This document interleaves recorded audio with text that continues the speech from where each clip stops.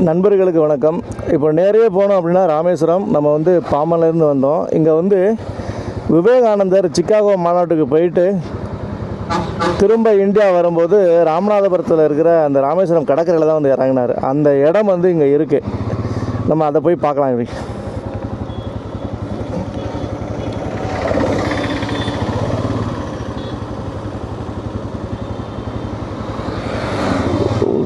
திரும்புறது கேர்ஃபுல்லாக திரும்பணும், இல்லைன்னா சிக்கலில் விட்டுரும்.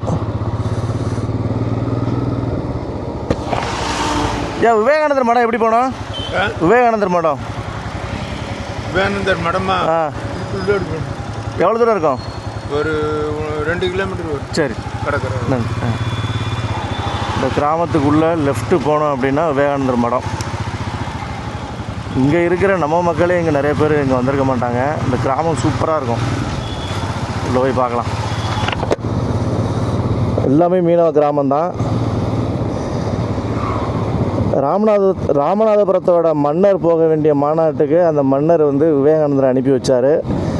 விவேகானந்தர் வந்து இறங்கின இடம் இங்கே இருக்கிற விவேகானந்தர் மடம். அதுக்கு பேர் விவேகானந்தர் மடம்னு பேர் வச்சுட்டாங்க. இந்த ஊருக்கு பேர் என்னென்னு சரியாக தெரியல எனக்கு. உள்ளே போகணுன்னா லாஸ்ட்டில் கடற்கரையோரம் அது இருக்கும்.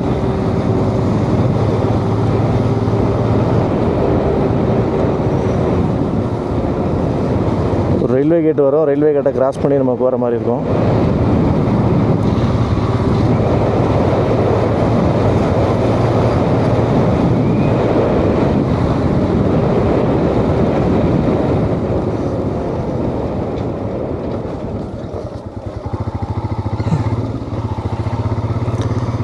லெஃப்ட்டு போனால் ராமேஸ்வரம் ரயில்வே ஸ்டேஷன், ரைட்டு போனால் ராமநாதபுரம் ரயில்வே ஸ்டேஷனு.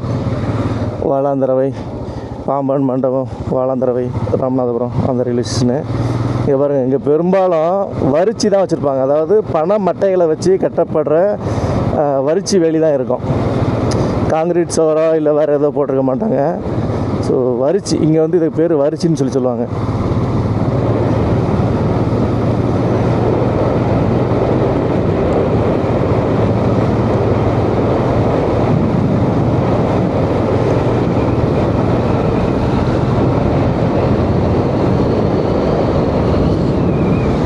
சங்கமம் மீன்பிடி வலை தொழிலகம்.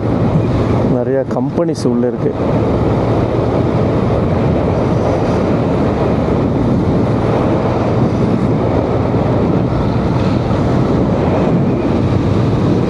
நல்லா பச்சை பசேர்னு இருந்தாலும் அங்கங்கே கருவேல மரங்கள் எக்கச்சக்கமாக முளைச்சி கிடக்குதுங்க. அதுதாங்க இந்த ஏரியாவை நிறையா பால்படுத்துறது. அதை மட்டும் அழிக்கிறதுக்கு ஏதாவது ஒரு வகை பண்ணிட்டாங்க அப்படின்னா ராமநாதபுரம் சூப்பராகிடும். ஏதோ ஒரு படத்தில் சொல்லுவாங்கள்ல, ராம்நாட்டில் கருவேல மரத்தை அழிச்சிட்டா அதுக்கு பின்னாடி இருக்கிற அரசியலை யாரா அழிக்கிறது அப்படின்ட்டு. அதை வச்சு தான் அரசியலே போகுது.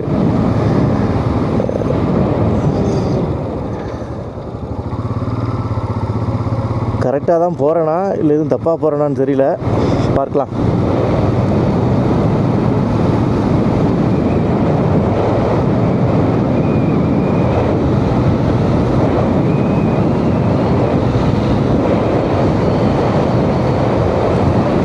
ஈச்ச மரம் ஒரு சைடு தென்னை மரம், பனைமரம், தோட்டங்கள் எக்கச்சக்கமாக இருக்குது. வீடு பாருங்கள், அங்கங்கே ஒவ்வொரு வீடு. இங்கே மக்கள் இருக்காங்களான்னு தெரியல. இருக்காங்க, மக்கள் இருக்காங்க. மீன்பிடி தொழில் பண்ணுற மக்கள் நிறைய பேர் இங்கே இருக்கிறாங்க போல்.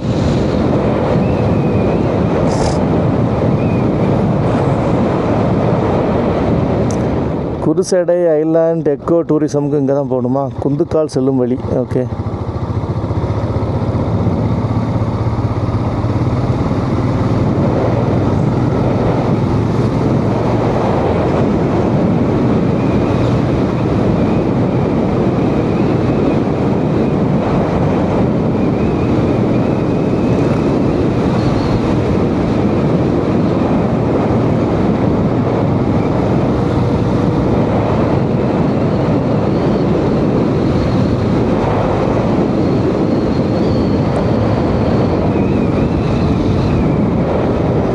இது ஒரு 2 கிலோமீட்டர்னாரு. இது என்ன 2 கிலோமீட்டர் கான்செப்டாக போய்கிட்டே இருக்குது.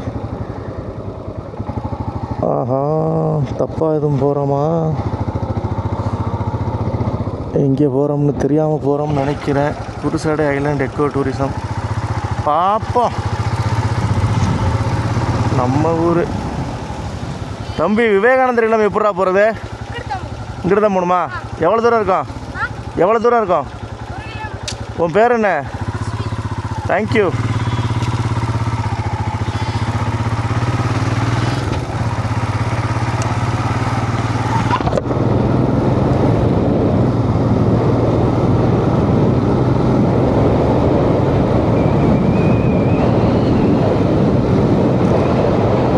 ஏறி இறங்குகிறது.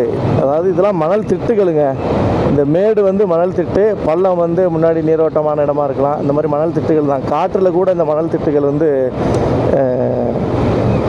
அதாவது காற்றோட வேகம் இல்லை நீரோட வேகத்தை குறைக்கிறது வந்து இந்த மணல் திட்டுன்னு எங்கேயோ படிச்சிருக்கேன்.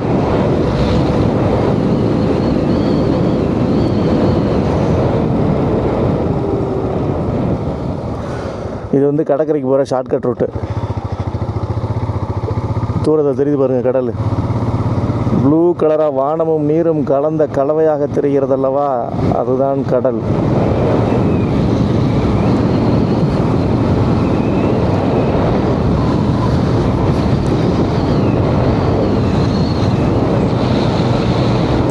இவ்வளோ தென்னை மரங்கள் இருக்குது. தென்னை மரங்களுக்கு தண்ணி பாய்க்கிறாங்களா இல்லையானே தெரியல. அப்படி இப்படியே போட்டு வச்சுருக்காங்க, ஏன்னு தெரியல. Echo tourism. விவேகானந்தர் நினைவுகள்லாம் எப்படி போகணும்? இது கடல். இது நிறைய போக சொல்கிறாங்க.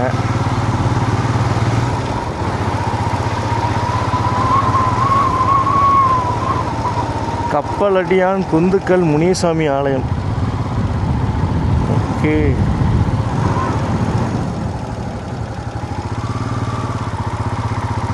ஒரு கோவில் இருக்குங்க.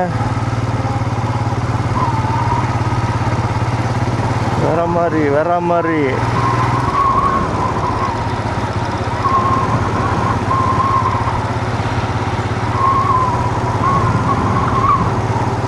செக் போஸ்ட் போட்டிருக்காங்க. டூரிஸ்டெலாம் வர்றாங்க. என்ன கோவில்னு தெரியல. இங்கே ஒரு கோவில் இருக்கு. அங்கே பாருங்க, ஹார்பரே இருக்குங்க. இங்கே ஒரு கேங்கே உட்காந்துருக்காங்களேங்க.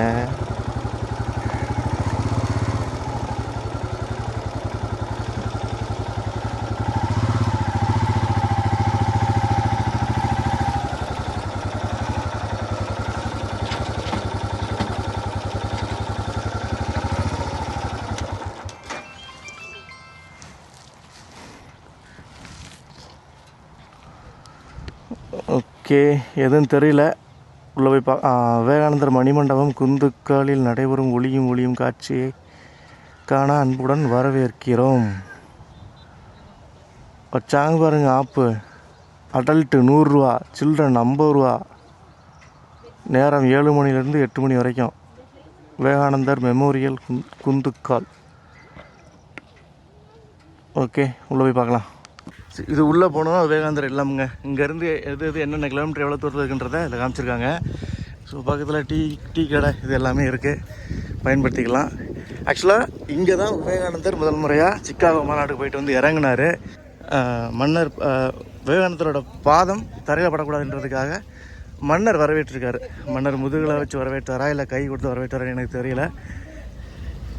அதனால் இந்த இடத்துக்கு பேர் குந்துக்கால். சரிங்களா? உள்ளே இருக்கு பாருங்கள். இதுதான் அந்த விவேகானந்தர் நினைவு இல்லம். அங்கே ஹார்பர் இருக்குது, அங்கேயும் போகலாம். நம்ம 5 ரூபீஸ் என்ட்ரன்ஸ் டிக்கெட்டு. ஐயாட்ட வாங்கிட்டு அப்படியே போக வேண்டியதான். இங்கே பழைய ஹார்பர் இங்கே தானே இருந்துச்சு, அந்த சைடில். இதே தான் பழைய ஹார்பரா? 63க்கு அப்புறம் காலி. 64. ஸோ உள்ளே போய் உள்ளே போய் பார்க்கலாம். ஷூவை கழட்டிடணும், செப்பல் பண்ணி கழட்டிடணும். கேஜி அங்கே வச்சாச்சு, ஷூவையும் கழட்டி விட்டாச்சு. ஒரு ஆளுக்கு 5 ரூபா தான் டிக்கெட்டு. இதுதான் பழைய ஹார்பர். 1964ஓட காலி. இங்கே தான் மன்னர் விவேகானந்தரை வரவேற்றார். எப்படி மெடிடேஷனல் ஹால் இருக்குது. பாஸ்கர சேதுபதி மன்னர் அவர் தான் விவேகானந்தரை வரவேற்றவர். விவேகானந்தர் அவ்வளோதான். மேலே வந்து விவேகானந்தரோட போதனைகள் இருக்குதுன்னு நினைக்கிறேன். இங்கே ஃபுல்லாக விவேகானந்தரோட போதனைகள் இருக்குது. நண்பர்கள் யாராவது இங்கே வந்தீங்கன்னா இதெல்லாம் வந்து பாருங்கள். இதெல்லாம் நம்ம வந்து பார்க்க வேண்டிய இடங்கள். இந்த மாவட்டத்தில் இருந்துக்கிட்டே நம்மளால் பார்க்க முடியல அப்படின்னா ரொம்ப கஷ்டம். மன்னர் இதெல்லாம் எக்ஸ்பிளைன் பண்ணுற மாதிரி தான் இருக்குது. ராஜஸ்தானில் உள்ள ஆழ்வார் என்ற ஊரில் மகாராஜா மேற்கத்திய சிந்தனையில் தாக்கத்தினால் சிலை வழிபாட்டை கேலி செய்தார். அந்த இதெல்லாம் இருக்குது பாருங்கள்.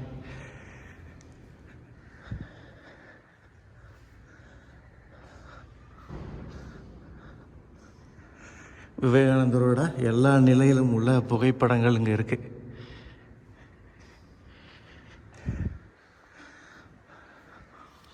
நேரம் கிடைக்கும் போது இந்த பகுதிகளுக்கு வாங்க.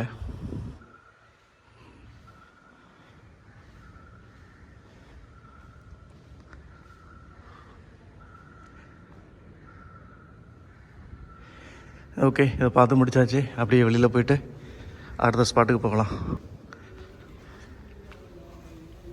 இந்த மண்டபத்தை விட்டு வெளியில் வந்தோம் அப்படின்னா பக்கத்துலேயே அருங்காட்சியகம் ஒன்று இருக்குது. பக்கத்துலேயே கருத்து விளக்க மையம் அருங்காட்சியகம் ஒன்று இருக்குது. இங்கே போகிறதுக்கு தனி டிக்கெட்டுன்னு நினைக்கிறேன். ரொம்பலாம் ஒன்றும் இருக்காது. உள்ளே போகணுன்னா ரொம்பலாம் ஒன்றும் இருக்காது. நம்ம இங்கே நின்று பார்த்துட்டு அப்படியே போகலாம்.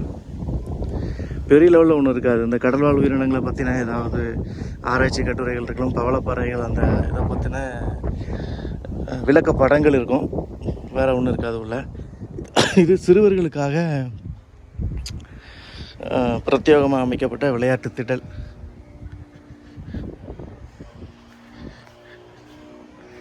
குருசடை தீவுக்கு போட்டு போகுது பாருங்கள். அங்கே இருக்குது குருசடை தீவு. நம்ம அதையும் போய் பார்க்கலாம்.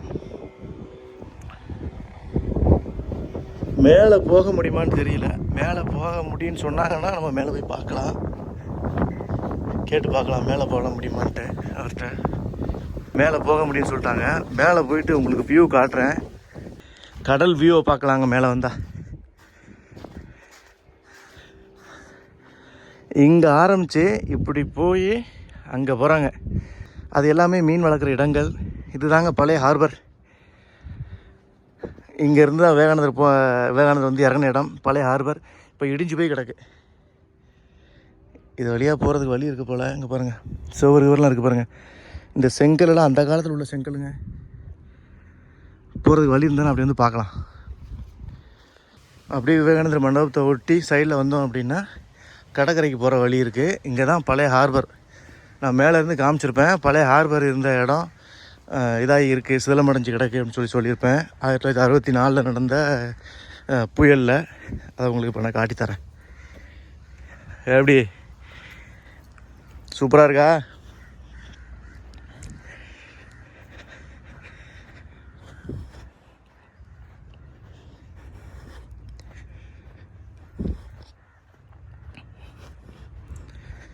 எல்லாம் இப்போ இந்த கடல் தண்ணி உள்ளே வந்துடக்கூடாதுன்றதுக்காக கல் போட்டிருக்காங்க.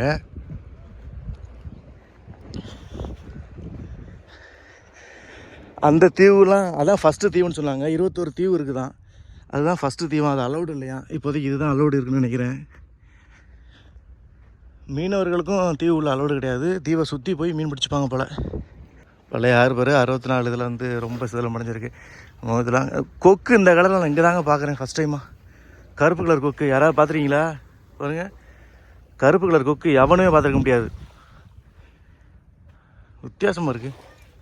அது எல்லாமே அதோட மிச்ச எச்சங்களுங்க. ஹார்பரோட மிச்ச எச்சங்கள் அது எல்லாமே அங்கே வரைக்கும் இருக்குதுன்னு நினைக்கிறேன். ஓகே, விவேகானந்தர் இல்லம், குந்துக்கால் வலசை. குந்துக்கால் வலசையா குந்துக்கால் மண்டபமானு தெரியல. இதுதான் விவேகானந்தர் நினைவு இல்லம். இந்த விழாவை நம்ம இதோட முடிச்சுக்கலாம். நெக்ஸ்ட் விழாக்கள் சந்திக்கலாம்.